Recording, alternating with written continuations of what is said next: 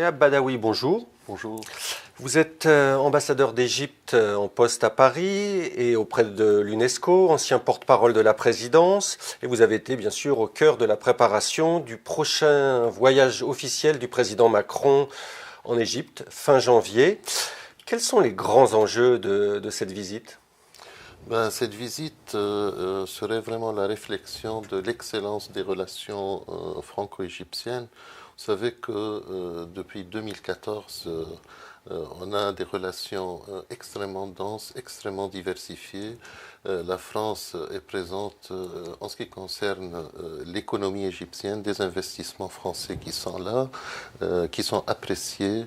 Vous avez des investisseurs qui ont une croissance de 30% annuelle, ce qui est extraordinaire. Donc la bureaucratie égyptienne s'allège, mais également les revenus sont considérables et c'est un marché qui accueille très favorablement les produits français, que ce soit au niveau de leur qualité ou que ce soit d'un point de vue politique, tout simplement.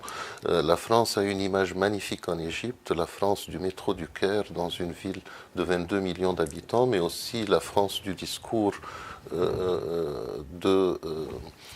des Nations Unies, donc en ce qui concerne l'invasion de l'Irak, la France juste, la France indépendante. Mais aussi, durant cette visite, il y aura également des discussions qui concernent nos échanges culturels.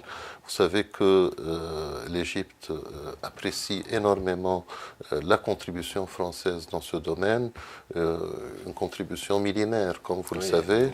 Qui date de l'époque des recherches archéologiques. Tout à fait. Et donc, on a une multitude de projets culturels, y compris le Grand Musée du Caire, donc, sur lequel on souhaite, je l'espère, une coopération franco-égyptienne. Le partenariat avec l'Égypte est politique. Il repose depuis très longtemps. Il y a eu Boutros Ghali qui a été un allié de la France aux Nations Unies. Nicolas Sarkozy avait fait de l'Égypte un pays pivot pour créer l'Union pour la Méditerranée aussi. Il y a eu tout ce partenariat aussi avec François Hollande autour du canal de Suez. Où est-ce qu'on en est en matière de partenariat spécifiquement sur la politique, l'approche des crises régionales et la défense ? On est dans une région extrêmement difficile.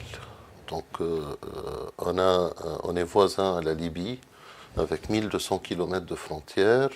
Mais je dirais que la Libye n'est pas une exception dans notre zone. Au contraire, l'exception serait le cas de l'Égypte, un pays stable. Dans notre région, malheureusement, il n'y a plus, ou presque, de pays stables. Le Yémen, le Soudan actuellement. Mais également d'autres pays, je veux dire la Syrie, l'Irak qui est en train de ressortir de sa crise. On est dans une zone extrêmement difficile et l'Égypte est un des rares pays stables. Mais aussi, vous savez que durant la période 2011-2013, l'Égypte risquait à un moment de s'écrouler. On est 100 millions d'habitants. On est un pays qui a un poids considérable. Si jamais l'Égypte travaille sur la stabilité de la région, ça a des effets significatifs. Si jamais l'Égypte est une cause de déstabilisation de la région, alors là, ça a des effets extrêmement néfastes. Est-ce que vous avez des convergences de vues avec les Français notamment sur le règlement politique de la crise libyenne ? Alors sur la Libye, l'Égypte et la France travaillent ensemble et on a, j'ose dire, presque une convergence totale de vues. Nous, on considère que ce dont la Libye a vraiment besoin aujourd'hui, c'est de la stabilité. On considère aussi que ces frontières libyennes, il faut les protéger, y compris les frontières maritimes. Il faut que ce pays, ce terrorisme qui a sévi et qui sévit toujours en Libye, s'arrête. Donc, priorité au processus politique. Je crois qu'au Caire aussi s'est engagé le processus de refonte de l'armée libyenne. Sur un autre dossier, l'Égypte est un pays qui doit aussi gérer les ouvertures sur la bande de Gaza. C'est une priorité. On parle beaucoup de processus de réconciliation interpalestinien qui n'avance pas. Comment l'Égypte peut aider? Les Français ont essayé de faire un sommet sous Hollande en fin de mandat, mais on voit bien que l'initiative américaine aussi a du mal à se lancer. Quelle est la part que peut amener l'Égypte dans ce processus? Écoutez, depuis fin des années 70, l'Égypte œuvre pour la paix dans la région et surtout sur la question palestinienne. On a pu avoir durant les années 90 quelques avancées. Malheureusement, après, il y a eu tous les défis dont vous êtes parfaitement au courant. Et nous, on considère que la paix est vraiment une nécessité dans cette région et l'Égypte va continuer à œuvrer dans ce sens. Une des choses que l'Égypte est vraiment desquelles l'Égypte est vraiment convaincue, c'est qu'on n'a pas le luxe de ne pas œuvrer pour la paix. Il faut toujours œuvrer pour la paix, même si on considère que peut-être les conditions ne sont pas réunies. Et effectivement, aujourd'hui, les conditions ne sont pas nécessairement réunies. On considère qu'il faut que toutes les parties concernées souhaitent cette paix. Il faut que l'opinion publique israélienne souhaite également et majoritairement cette paix pour qu'elle soit vraiment une option qu'on pourra considérer sérieusement et vraiment avoir un processus. Et bien entendu, sur le côté palestinien, cette réconciliation est une condition sine qua non pour que cette paix puisse se faire. Donc, des deux côtés, on a des défis, mais aussi au niveau de la communauté internationale, il y a un défi réel. Cette question n'est plus aussi prioritaire, malheureusement. Bruno Le Maire, le ministre de l'économie français, était ce week-end au Caire pour préparer la visite du président Macron. L'économie égyptienne se redresse, va de mieux en mieux. Il y a des grands projets à financer autour des villes nouvelles, autour de la mise en valeur des zones industrielles autour du canal de Suez. Est-ce qu'il y a des grands contrats qui vont être signés? Et quel est l'état de l'économie et des projets? Écoutez, des gros contrats, je ne pourrais pas vous dire ça à ce stade. Certainement, il y a un potentiel important. Certainement, l'Égypte apprécie le matériel français.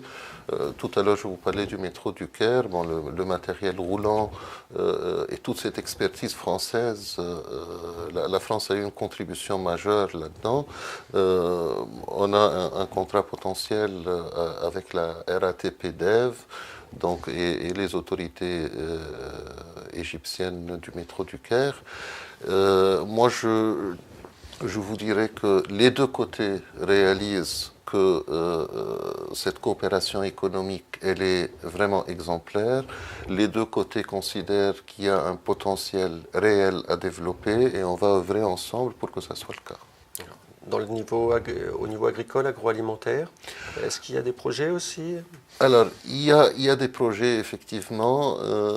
Il y a une expertise française dans le domaine de l'irrigation, entre autres, mais il y a également dans l'industrie agroalimentaire donc des acteurs français qui s'intéressent. Il y a déjà une coopération dans ce domaine, mais il y a un vrai potentiel pour la développer encore plus. L'Égypte a un pied au Moyen-Orient, un autre pied très africain, et votre pays prend la présidence tournante de l'Union africaine, le président Sisi, à partir du mois de février français. C'est aussi une zone traditionnelle d'influence de la France. Est-ce qu'il y a une convergence de vues sur les grands dossiers africains et quelles vont être les priorités du président Sisi pendant cette année de présidence? Écoutez, les priorités de l'Égypte sont les priorités de l'Afrique. Et les pays africains souhaitent vraiment voir une avancée réelle en ce qui concerne le domaine de la paix et de la sécurité. C'est un domaine qui intéresse certainement la France. Et vous savez qu'en Afrique, on a plein de défis sécuritaires. Mais également, l'Égypte va œuvrer pour que les relations économiques entre les pays africains puissent se développer, que ces zones économiques de libre-échange puissent vraiment être bénéfiques à ces pays. Donc on souhaite vraiment œuvrer pour offrir à tout Africain une meilleure vie. Cette présidence égyptienne est vraiment une priorité pour l'Égypte. Rappelons, avec de grands projets en cours, comme vous l'avez mentionné, notamment la zone de libre-échange économique continentale. Monsieur l'ambassadeur, merci. Merci beaucoup.